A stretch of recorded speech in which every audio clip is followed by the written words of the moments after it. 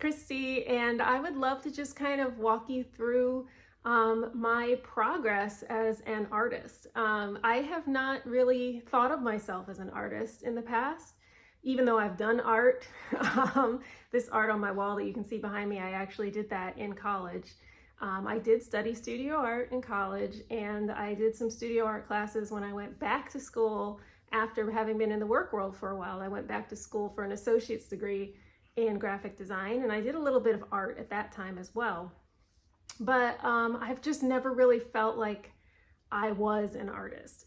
However, recently, I don't even remember why, I decided I wanted to start drawing again. And I actually started during a trip to Jamaica when I drew this portrait of my mom. It is a colored pencil portrait. And I will say it doesn't exactly look like the source material. It was my first time revisiting doing portraiture since college, or possibly the associate's degree. I don't actually remember the year, but I did a self-portrait many, many years ago that I love. I just think it turned out so great. It looks a lot like me. I did it in chalk pastels. It's very dark because my process with chalk pastels is it's an additive process. So once I add color, then it's hard to back it out again. And I think that's why that portrait ended up as dark as it is. However, I do think that it really looks like me, and I really enjoyed doing portraiture. I've done other art. When I studied in college, we did still life. So I have one, you know, like a tricycle and like shoes randomly that we did, I think in charcoal. And then I have one that I kept that I did in color, another, you know, just a still life that we had set up in the art studio. So I knew from college that I was capable of drawing things that looked like the source. And then that one self-portrait that I did that I thought was really good and looked a lot like me. However, as I mentioned, completely stopped doing art for many, many, many years. For some reason, and I do not remember why, when we went to Jamaica in July of 2022 as a family, I brought a sketch pad and some colored pencils with me. And I thought it might be nice to sit on the beach and sketch. And honestly, no recollection of why I made that choice. At first, I thought I would be drawing like landscape. You're not even gonna be able to see this very much, but the first thing I tried to do, and it's very, very light. There, see? The first thing I tried to do was draw a landscape of the scenery where we were sitting on the beach. And similar to chalk pastels, I was trying to do it with an additive process. So I started very light, kind of adding the sand and then the background and the mountain. It wasn't mountains, but like it's very hilly, you know, like in some tropical places where it's like hilly, and then there are houses like all over, if you know what I'm talking about. And I was trying to draw that using an additive process, and it just wasn't working. And I was like, this is not happening. And I had turned and I looked at my mom and I said, I'm gonna take a picture of you and I'm just gonna draw you. And that's what I did. And that turned out way better than the landscape did, and I enjoyed it more. And I was pretty happy with the finished product. You know, I said it doesn't really look like mom, but it looks like a person, which for me was a win. So here's the challenge that I find when working with colored pencils. The challenge is depth of color. So as I mentioned with chalk pastels, and I do the same thing with colored pencils, is I'm trying to use an additive process. So I start super light, trying to draw my shapes and get my perspectives right, and where's this gonna go and where's that gonna go, really, really light. And then I start filling in colors. And I do that by, you know, where is it dark, where is it light? Let me fill in the shadows, let me fill this in.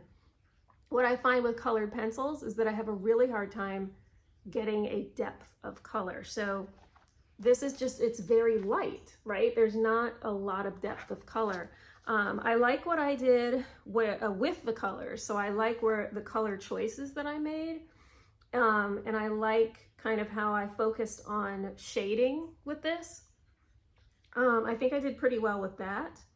And considering that this was my very first portrait that I had done in so many years, I'm actually quite happy with it in the finished product. But yes, I think yes, shapes and shading. Those are the two main things that I'm looking at, and then color after that. Because I'm working colored pencils though, I am doing shading and coloring at the same time, but the way it works in my brain is, where does it need to be darker? Okay, what pencil do I need? What color do I need to make it darker in that place? So in this drawing, around the eyes, I was using a brown that I used for her skin tone, and I was filling that in darker where I was seeing shadows. And I also went back in with a little bit of reddish color to highlight some areas like there. And of course I used the reddish for her lips as well. And there's some highlighting here around the edges of her mouth that I did in the red as well. And then when I went and filled in she was wearing a bathing suit at the time, I filled in what she was wearing. I used the red to carry that through, to kind of unify the whole thing. One challenge that I had with this portrait was her hair. You can see there's not a lot going on there with her hair. I did have trouble with that.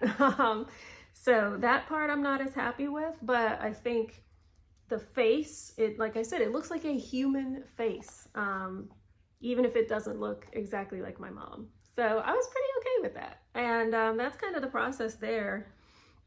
I don't remember how long it took me to draw this one. We were just out on the beach relaxing. So I don't know how long it took. I would guess that this particular drawing most likely took me longer than some of my later drawings, just because since it was the first one in many years, I was trying to remember what I had learned in school about art and about drawing. So, but absolutely, as a first return to art, I think it's pretty good. But anyway, that was my process. That was my struggle, really. The pencils, trying to get depth of color, proportions remain a challenge for me. And if you watch further videos, because I do plan to record more of these for future drawings that I've done, you will see that I often have issues with proportion. Another thing I will point out, at this time when I was using the colored pencils for this drawing, and actually for the next one in the series, I was not using an eraser at all. I actually didn't really have a good eraser. So I was completely relying on an additive process, which meant that when I made mistakes, which you can kind of see here, I didn't erase anything. I just kind of, when I got it right, I would try to make it darker to bring out the part that was right, but you can actually still see the parts that are not correct because I didn't have an eraser at the time that worked. And so I did buy an eraser later.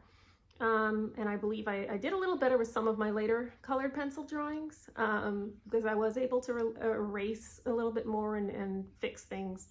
But the first few are purely additive, which does mean that there are some challenges with them that I was really unable to fix. But at any rate, there it is. That is in the mind of an artist, if you want to call me an artist. My very first drawing after many years, drawing my mother. I hope you enjoyed this. If you're interested, I plan to post more of these videos in the future with other drawings that I have done that are in this little sketchbook. And so be on the lookout for those.